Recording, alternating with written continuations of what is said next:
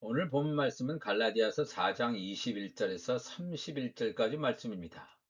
두 언약의 비밀이다 하는 제목으로 말씀을 나누겠습니다. 먼저 본문을 읽어 드리겠습니다. 내게 말하라. 율법 아래에 있고자 하는 자들아. 율법을 듣지 못하였느냐?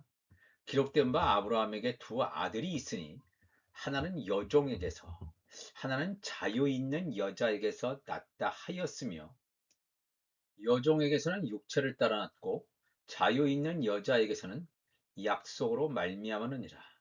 이것은 비유니 이 여자들은 두 언약이라. 하나는 신의 산으로부터 종을 낳은 자니 곧 하갈이라.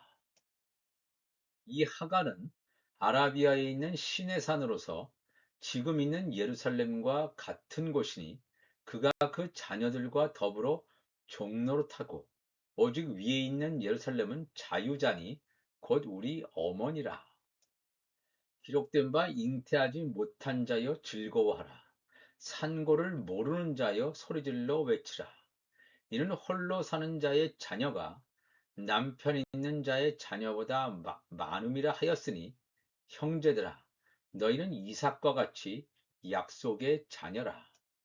그러나 그때의 육체를 따라 난 자가 성령을 따라 난 자를 박해한 것 같이 이제도 그러하도다. 그러나 성경이 무엇을 말하느냐? 여종과 그 아들을 내쫓으라. 여종의 아들이 자유 있는 여자의 아들과 더불어 유업을 얻지 못하리라 하였느니라. 그런즉 형제들아 우리는 여종의 자녀가 아니요 자유 있는 여자의 자녀니라. 아멘. 두 언약의 비밀이다 하는 제목으로 말씀을 나누겠습니다. 오늘 본문은 이 복음과 율법을 사라와 하갈이라고 하는 두 여인들을 통해서 다루고 있습니다. 바울 사도는 두 여인을 통한 비유를 통해서 첫 언약인 율법과 새 언약인 복음의 관계를 매우 분명하게 증거하고 있습니다. 바울이 왜 그토록 율법 아래에 있는 자들을 향하여 매우 비판적인 관점을 보여주고 있는지 이 본문을 통해서 알게 됩니다. 바울은 지금까지 갈라디아서에서 율법 아래에 있다라고 하는 것은 초등학문 아래에 있다는 것이고 이것은 하나님의 아들과는 관계없는 하나님 나라의 상속권자의 자리와는 전혀 관계없는 것이라고 증거하여 왔습니다.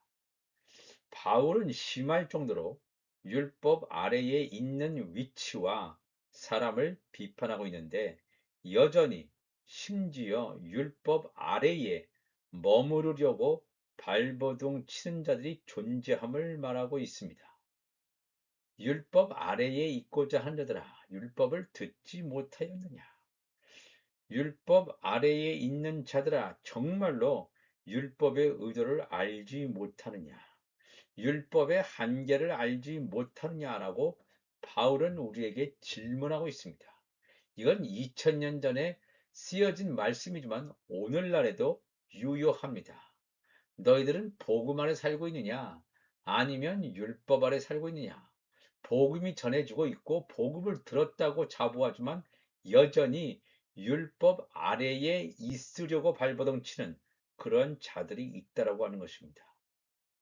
아브라함은 왜 사라와의 사이에 이삭을 낳기 전에 왜 사라의 제안으로 애굽의 여종인 하갈이라는 여자와의 사이에 이스마엘이라는 아이를 낳아야만 했을까? 아브라함이 하갈을 받아들이지 않고 그 사이에 이스마엘이라는 아이를 낳지만 않았어도 현재에 일어나는 중동에서의 전쟁, 갈등의 원인은 생기지 않았을 텐데 이런 말들을 참 많이 합니다. 왜 하나님께서는 애굽 여인 하갈을 아브라함에게 허락하지 않고 바로 아브라함과 사라 사이에 이삭을 주셨더라면 모든 문제의 근원은 생기지도 않았을 텐데 하는 깊은 아쉬움을 토로하기도 합니다. 우리는 하나님의 뜻을 몰라서 이런 얘기를 하는 것입니다. 사실은요. 사도 바울은 오늘 본문에서 왜 아브라함이 하갈과 동침을 했으며 그들과의 사이에 이스마엘이라는 아들이 태어날 수밖에 없었는지 놀라운 통찰력을 제시하고 있습니다. 갈라디아서 4장 22절에서 24절까지 보면 기록된 바 아브라함에게 두 아들이 있으니 즉 아브라함은 아버지고 두 아들은 아브라함에게서 나온 사람이라는 것이요. 하나는 여종에게서 하나는 자유 있는 여자에게서 났다 하였으며 여종에게서는 육체를 따라 났고 자유 있는 여자에게서는 약속으로 말미암았느니라. 이것은 비유니 이 여자들은 두 언약이라. 하나는 신의 산으로부터 종을 낳은 자니 곧 하갈이라 그랬습니다. 바울은 하갈과 사라를 두 언약을 상징하는 비유라고 묘사하고 있습니다. 두 언약은 이 모세를 통한 첫 언약인 율법과 예수 그리스도를 통한 새 언약인 복음을 말하고 있습니다. 하갈과 사라의 남편은 아브라함이라는 공통 분모를 가지고 있습니다. 모세를 통한 율법 역시 구약 시대에 사용되는 하나님의 언약입니다. 또한 예수 그리스도를 통한 복음 역시 하나님의 언약입니다. 하갈은 아브라함이 아닌 다른 남자와의 사이에 이스마엘을 낳은 것이 절대로 아닙니다. 하갈은 아브라함과의 사이에 이스마엘이라는 아들을 낳았습니다. 첫 언약인 율법 역시 하나님으로부터 나왔다라고 하는 것은 명백합니다. 하갈과 사라는 아브라함의 아내들이었습니다. 물론 우리말 성경에는 이것을 첩이라고 번역을 하고 있는데 창세기 16장 3절을 가보겠습니다. 창세기 16장 3절을 가보면 아브라함의 아내 사레가 그 여종 애굽 사람 하갈을 데려다가 그 남편 아브라함에게 첩으로 준 때는 아브라함이 가나안 땅에 거주한 지 10년 후였더라 그랬습니다. 여기서 이 아브라함과 이 하갈의 관계를 여기서 보여주는데 이 사라가 하갈을 데려다가 남편 아브라함에게 첩으로뒀다. 이건 우리말 성경의 번역입니다.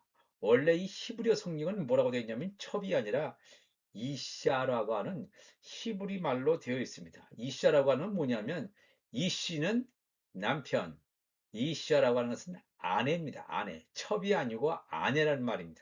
첩이란 용어는 따로 있는데 그 용어를 사용하지 않고 아내로 준 때는이라고 분명히 나와 있습니다. 대다수의 많은 영어 성경도 와이프라고 분명히 나와 있지 컨큐바인이라고 하는 첩으로 기록된 성경은 거의 없습니다.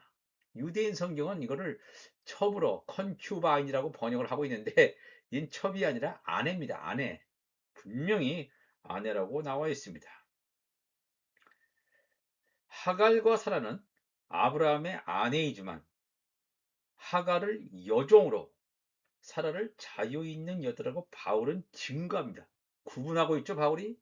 신분상의 차이가 분명히 있다라고 하는 것입니다.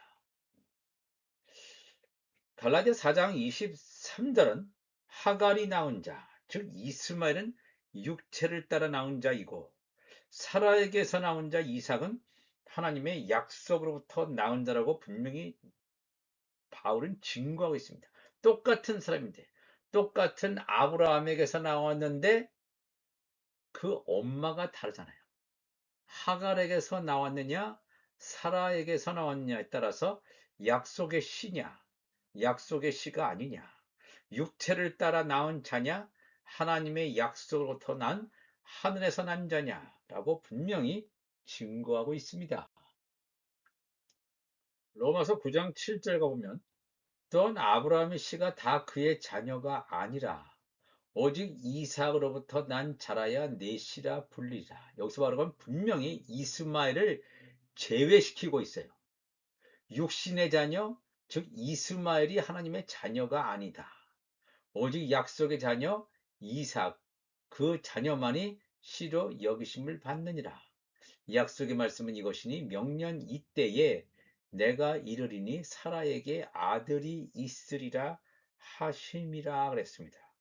성경은 분명하게 증거합니다. 약속의 자녀와 육체로 나온 자녀가 완전히 다르다 하는 것을 증거하고 있습니다. 오늘 본문은 바울의 복음과 율법을 굉장히 명확하게 증거하고 있는 본문입니다. 하갈이 상징하는 율법이라고 하는 이 언약은 아라비아에 있는 신의 산, 현재의 예루살렘과 연결시키고 있습니다. 갈라디아 4장 25절 보면 이 하갈은 아라비아에 있는 신의 산으로서 지금 있는 예루살렘과 같은 곳이니 그가 그 자녀들과 더불어 종로를 타고 이 아라비아는 현재 사우디아라비아 지역과 유사합니다. 사실 이 신의 산이 시나이 반도에 있는 것이 아니라 사우디아라비아에 있습니다. 그러나 학자들이 이것을 증거하기를 꺼리는 사람들이 참으로 많은 것 같습니다. 사우디아라비아에 이 모세가 이 율법을 받은 신의 산이 있습니다. 아라비아에 있는 신의 산으로서 지금 있는 예루살렘과 같은 곳이다. 지금 있는 예루살렘이라고 하는 건 현재의 그 이스라엘 예루살렘, 그 수도를 말하죠. 그 율법을 말합니다.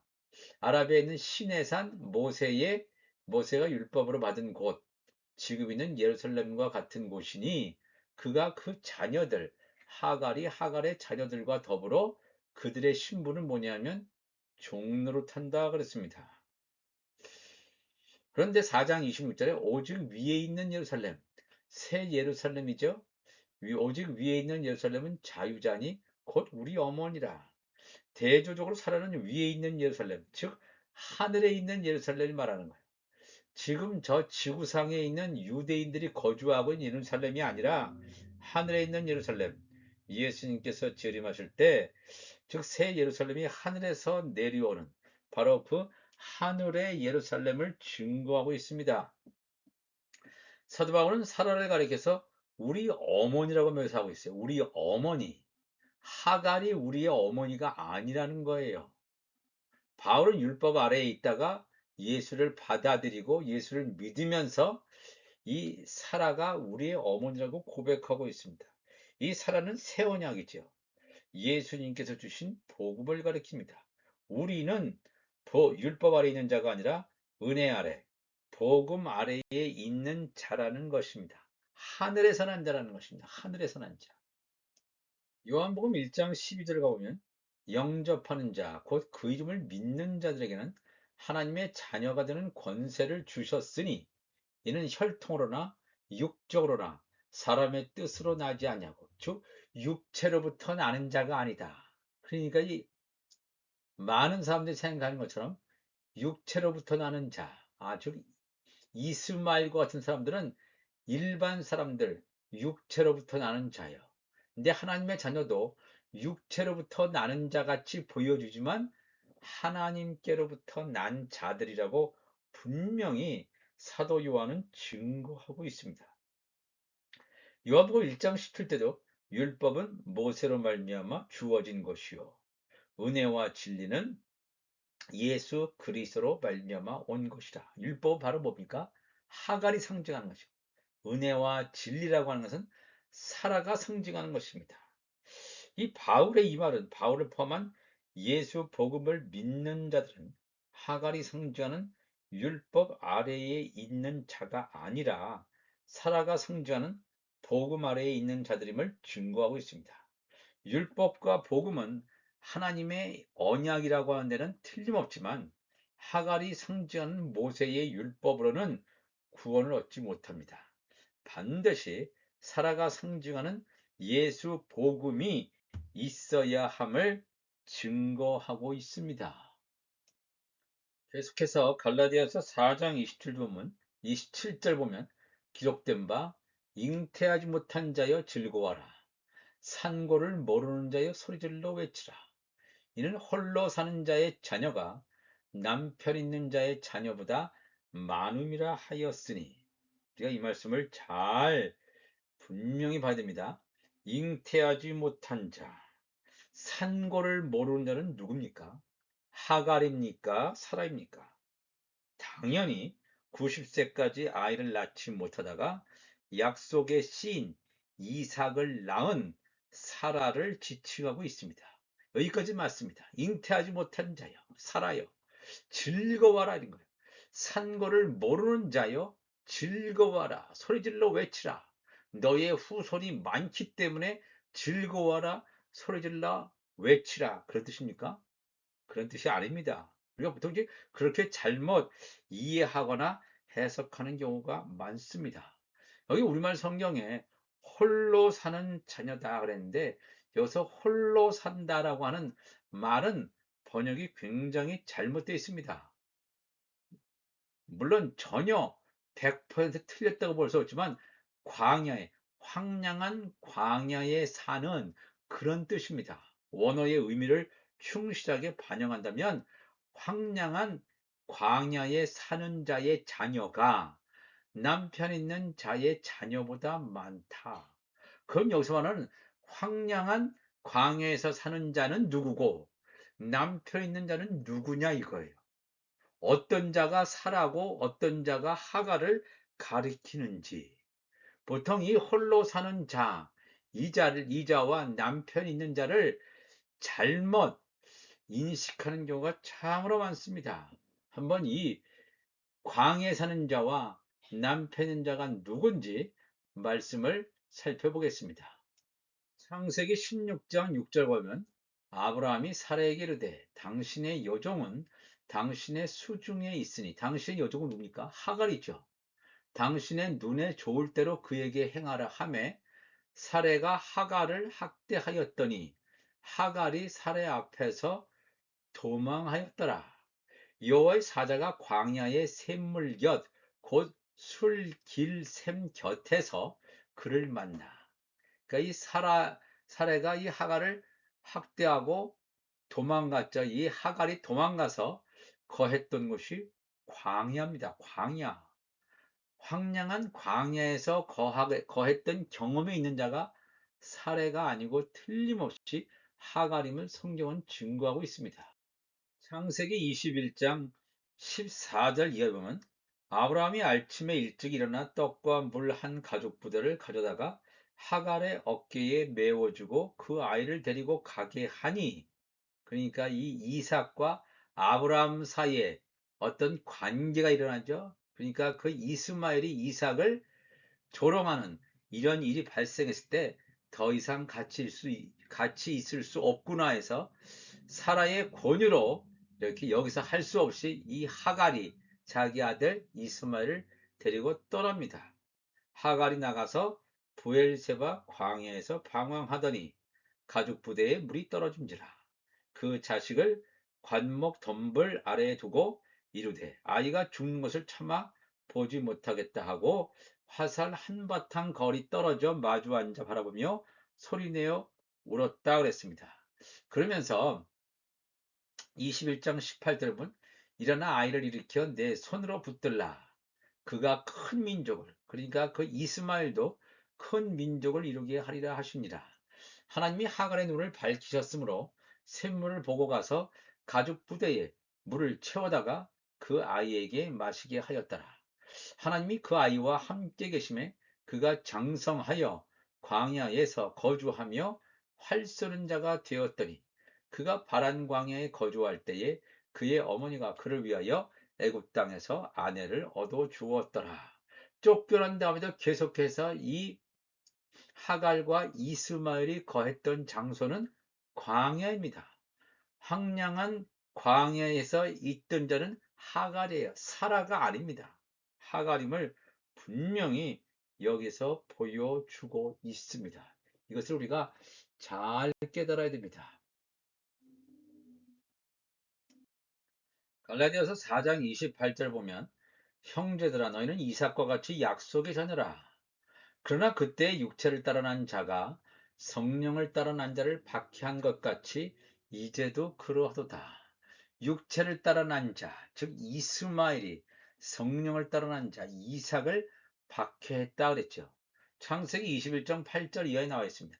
아이가 자라매, 즉 이삭이 자라매 젖을 떼고, 이삭이 젖을 떼는 날에 아브라함이 큰 잔치를 베풀었더라.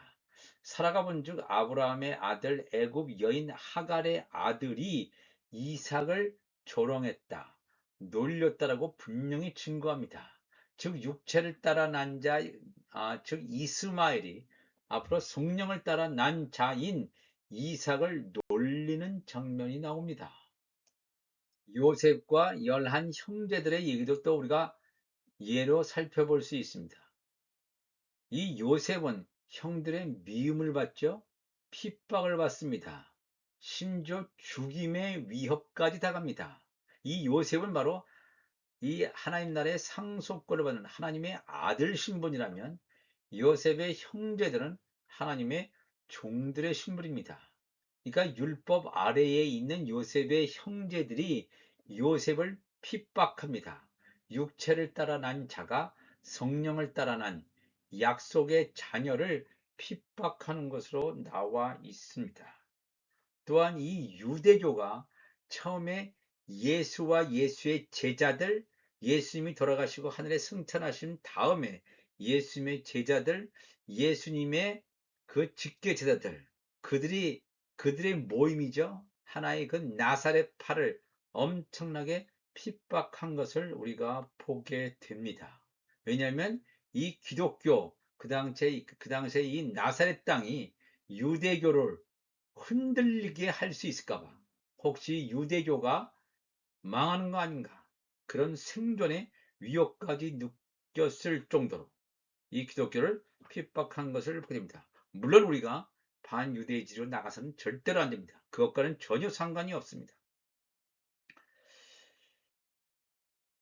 율법의 행위를 통해서 유대교의 그런 세력들이 예수를 믿고 율법이 아닌 예수를 믿음으로 말미암아 구원 얻는 초대 교회를 격렬하게 핍박한 것을 우리는 알 수가 있습니다. 갈라디아 4장 27절은 잉태하지 못한 자이며 산고를 모르는 자였던 사라에게 소리질러 외치라고 했을까요? 황량한 광야에서 남편도 없이 혼자 사는 하갈은 많은 자녀들이 있지만 아브라함이라는 남편이 있는 사라는 이삭 하나만 있는데 말입니다. 먼저 된 자가 나중되고 나중된 자가 먼저 되느니라 라고 하는 예수님의 말씀을 떠올려 봐야 됩니다. 먼저 태어난 자가 이스마엘이에요. 이스마엘은 아브라함의 장자인 것처럼 보였지만 약속의 씨가 아닙니다. 그래서 사라에게서 태어난 약속의 씨인 이삭이 태어나자 종의 신분인 이스마엘은 하갈과 함께 아브라함의 집을 떠날 수밖에 없게 됩니다. 왜냐하면 종은 상속권자가 아니기 때문입니다. 하갈이 상징하는 율법이 먼저 왔지만 사라가 상징하는 복음에게 자리를 넘겨주어야 했습니다. 왜냐하면 하갈의 신분으로 머물러 있으려고 하면 율법 아래에 있는 것을 말합니다. 종의 신분임을 스스로 드러내는 것입니다. 하갈로 표현된 율법 아래에 있는 자들은 하나님의 아들인 예수 그리스도를 남편으로 받지 못합니다.